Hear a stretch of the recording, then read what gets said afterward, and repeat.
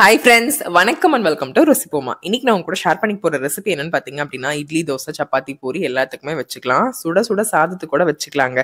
உருளைக்கிழங்கு குருமா ரொம்ப சிம்பிளான மெத்தட்ல என்னோட ஸ்டைல்ல எப்படி செய்யறதுங்கிறத பாத்துடலாமா? அதுக்கு முன்னாடி நம்ம சேனல் புதுசா பாக்குறீங்க அப்படின்னா மறந்துடாம சப்ஸ்கிரைப் பண்ணிக்கோங்க. உருளைக்கிழங்கு குருமாக்கு தேவையான பொருள் பாத்திரலாங்க. நான் 3 உருளைக்கிழங்கு கட் பண்ணி மஞ்சத்தூள் உப்பு போட்டு வேக வச்சு எடுத்திருக்கேன். சூடு ஆறுனதுக்கு அப்புறமா தோல் உளிச்சு எடுத்து வச்சிருக்கேன். இந்த குருமாக்கு சின்ன வெங்காயம் தாங்க நல்லா டேஸ்ட் கொடுக்கும். நீங்க ரைஸ்க்கு வச்சுக்கிட்டாலும் சரி, டிஃபனுக்கு வச்சுக்கிட்டாலும் சரி, பெரிய வெங்காயத்தை விட சின்ன வெங்காயத்தை கட் பண்ணி ஆட் பண்ணிக்கோங்க. அரை மூடி தேங்காய் எடுத்து வச்சிருக்கேன். ஒரு கை அளவுக்கு பொட்டுக்கடலை, ஒரு பட்டை, 2 கிராம்பு, கொஞ்சமா சோம்பு, ஒரு 1/4 டீஸ்பூனுக்கும் கம்மியா சோம்பு. வெங்காயம் தாளிக்கும் போது நம்ம இஞ்சி பூண்டு பேஸ்ட் யூஸ் பண்ணிக்கலாம். இது கூடவே நீங்க கல்லுப்பு, கசகசா போட்டு மிக்சியில கொஞ்சமா தண்ணி ஊற்றி நல்லா நைஸா அரைச்சு எடுத்துக்கோங்க, பேஸ்ட் மாதிரி. குழம்புக்கு சாந்துன்னு பாத்தீங்க அப்படின்னா தேங்காய் பொட்டுக்கடலை தான். இது கூட நீங்க 4 முந்திரி வச்சிருந்தீங்கனாலும் அதுவும் ஆட் பண்ணிக்கலாம். நல்லா ரிச் டேஸ்டா இருக்கும். நம்ம வேக வச்சு தோல் உளிச்ச உருளைக்கிழங்க லைட்டா மசிச்சு எடுத்துக்கலாம். ரொம்பவும் மசிக்க வேணாம், ஓரளவுக்கு மசிச்சுக்கிட்டா போதும். குழம்புக்கு சாந்துன்னு பாத்தீங்கன்னா நான் ஆல்ரெடி சொன்ன மாதிரி தேங்காய் பொட்டுக்கடலை தான். நான் வர மிளகாய் தூள் தான் போட்டு குழம்பு வைப்பேன். இல்லைன்னா நீங்க சாந்து ஆட்டும் போதே உங்க காரத்துக்கு தகுந்த மாதிரி நீங்க வர மிளகாய் போட்டுக்கலாம். இல்லைனா நீங்க பச்சை மிளகாவும் போட்டு அரைச்சு ஊத்திக்கலாம், ரொம்ப நல்லா இருக்கும். நான் ஜென்ரலாவே உருளைக்கிழங்கு வேக வைக்கும் போது மஞ்சத்தூள் போட்டு தான் வேக வைப்பேன், அதனால இந்த கலர்ல இருக்கு. நல்லா உடைச்சு விட்டுக்கலாம். இந்த குழம்பு நீங்க பிகினர்ஸ், பேச்சுலர்ஸ் யார் வேணாலும் ட்ரை பண்ணலாம். ரொம்ப நல்லா இருக்கும். இது நம்ம டிஃபனுக்கும் வச்சுக்கலாம், ரைஸ்க்கும் வச்சுக்கலாம். அவ்வளோ அசத்தலா இருக்கும். இந்த குழம்பு நீங்க வச்சிட்டீங்க அப்படின்னா குழம்புல தொட்டு சாப்பிட மாட்டீங்க, குழம்புல போட்டு பெரட்டி சாப்பிடுவீங்க. அந்த அளவுக்கு சூப்பரா இருக்குங்க. டெஃபினட்டா ட்ரை பண்ணி பாருங்க. மசாலா நல்லா அரைச்சு எடுத்தாச்சு. தேங்காய் பொட்டுக்கடலை உங்களுக்கு வேணுங்கிற அளவுக்கு தண்ணி நீங்க இதிலே ஊற்றி கலந்து எடுத்து வச்சுக்கோங்க. குழம்பு கொதிக்கிற அளவுக்கு தேவையான தண்ணி நீங்க இதிலே ஊற்றி கலந்து எடுத்து வச்சுக்கோங்க. ஒரு கடாய் வச்சுக்கலாம். கடாயில கொஞ்சமா கடலெண்ணெய் விட்டுக்கலாம். கடலெண்ணெய் நீங்க எது வேணாலும் யூஸ் பண்ணிக்கலாம். நான் கடலெண்ணெய் யூஸ் பண்றேன். எண்ணெய் நல்லா காஞ்சிருச்சு. 1 டீஸ்பூன் கடுகு ஆட் பண்ணிக்கலாம். கடுகு நல்லா பொரியட்டும். கடுகு நல்லா பொரிஞ்சதுக்கு அப்புறமா கட் பண்ணி வச்சிருக்க சின்ன வெங்காயத்தை ஆட் பண்ணிக்கலாம். சின்ன வெங்காயம் போட்டால் அவ்வளோ ருசியா இருக்குங்க குழம்பு. இல்லைன்னா நீங்க சின்ன வெங்காயம் கொஞ்சம், பெரிய வெங்காயம் கொஞ்சம் அந்த மாதிரி ஆட் பண்ணிக்கோங்க. ஃபுல்லா பெரிய வெங்காயமே போட்டு குழம்பு வைக்காதீங்க, ஒரு மாதிரி சலசலன்னு இருக்கும். நம்ம சின்ன வெங்காயம் போடும்போது நல்லா ருசியா இருக்கும். ட்ரை பண்ணி பாருங்க. இது கூடவே செடியில இருந்த ஃப்ரெஷ்ஷான கறி லீவ்ஸ் ஆட் பண்ணிக்கலாம்.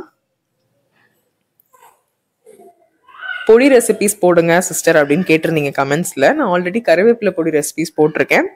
வேற உங்களுக்கு எந்த ரெசிபி வேணும்னாலும் கமெண்ட் செக்ஷன்ல என்கிட்ட கமெண்ட்ஸ்ல கேளுங்க. நான் டெஃபினட்டா ரெசிபி உங்களுக்காக ட்ரை பண்றேன். வெங்காயம் லைட்டா வதங்கட்டும். ரொம்பவும் ப்ரௌன் கலர்ல வேண்டாம், லைட்டா வதங்கினாலே போதும். இந்த டைம்ல இஞ்சி பூண்டு பேஸ்ட் இருக்கு இல்லையா, அது 1 ஸ்பூன் ஆட் பண்ணிக்கலாம். நான் ஜென்ரலாவே இஞ்சி பூண்டு அரைக்கிறது பூண்டு அதிகமாகவும் இஞ்சி கம்மியாகவும் தான் அரைப்பேன். அது 1 ஸ்பூன் ஆட் பண்ணிக்கலாம். நல்லா மிக்ஸ் பண்ணி விட்டுறலாம். இஞ்சி பூண்டு பேஸ்ட்ல இருக்க பச்சை வாசம் போற வரைக்கும் நல்லா வதங்கட்டும். இது நான் ஃப்ரீசர்ல தாங்க வைப்பேன். இஞ்சி பூண்டு பேஸ்ட் அரைச்சு ஃப்ரீசர்ல ஸ்டோர் பண்ணிடுவேன். ஸோ அதை செய்யும் போது எடுத்தனால கொஞ்சம் ஹார்டா இருக்கு.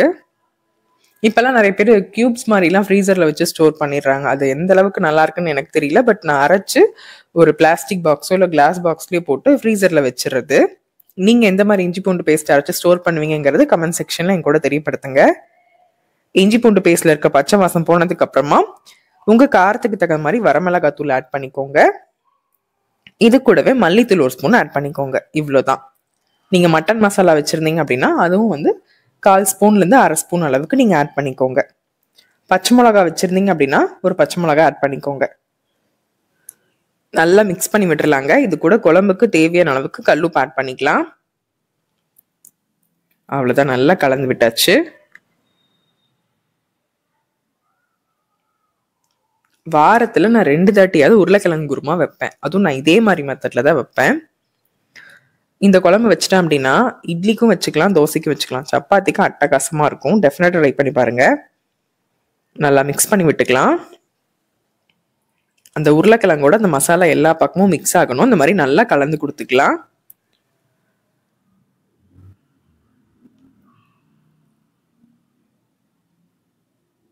நல்லா மிக்ஸ் பண்ணி விட்டாச்சு. இந்த குழம்பு வச்சுட்டேன்னா நான் காலையில வச்சுட்டேன்னு வச்சுக்கோங்களேன், காலையிலுக்கும் வச்சுட்டு நைட்டும் வச்சுக்கலாம். இல்லைன்னா மதியத்துக்கு சூடா சாதம் வச்சுட்டு இந்த குழம்பு வச்சுக்கிட்டாலும் ரொம்பவே நல்லா இருக்கும்.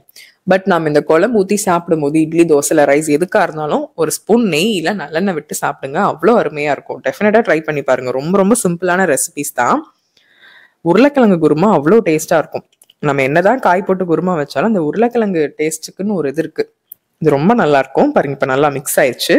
இப்ப அளவான தண்ணி ஊத்தி நல்லா கொதிக்க விட்டுறலாம். நல்லா கொதிச்சதுக்கு அப்புறமா பச்சை வாசம் எல்லாம் போனதுக்கு அப்புறமா நம்ம அரைச்சு வச்சிருக்கோம் இல்லையா சாந்து, அதை ஆட் பண்ணிக்கலாம்.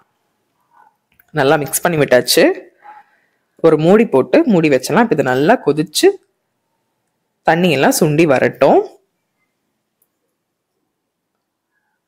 நீங்க நம்ம சேனல் பாக்குறவங்க எல்லாம் என்ன குழம்பு அதிகமா வைப்பீங்கிறத கமெண்ட் செக்ஷன்ல தெரியப்படுத்துங்க. இப்ப ஸ்கூல் லஞ்ச் பாக்ஸ் எல்லாம் பேக் பண்ணுவீங்க, பிரேக்ஃபாஸ்ட்டுக்கு என்ன பண்றீங்க, லஞ்சுக்கு என்ன பண்றீங்கிறதையும் கமெண்ட் செக்ஷன்ல எங்க கூட தெரியப்படுத்திக்கோங்க. பாருங்க, எண்ணெயெல்லாம் பிரிஞ்சு நல்லா கொதிச்சிருச்சு.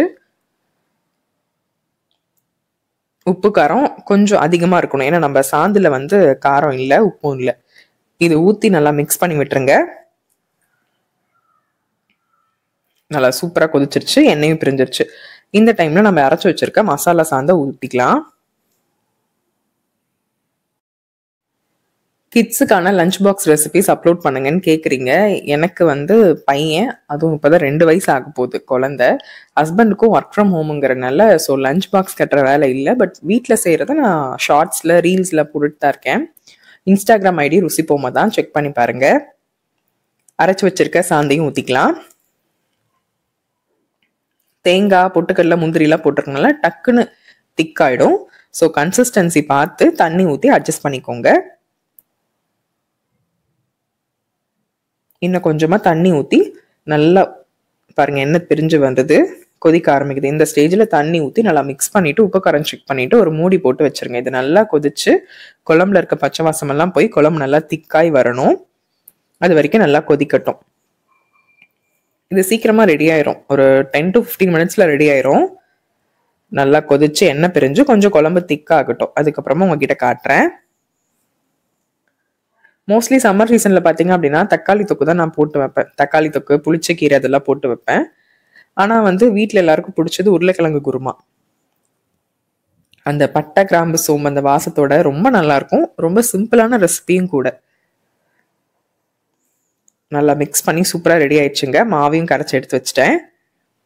நிறைய பேர் மாவு ரெசிபியும் கேட்குறீங்க. நான் சீக்கிரமா அப்லோட் பண்றேன். அநேகமா அடுத்த வீடியோல அப்லோட் பண்றேன், செக் பண்ணுங்க.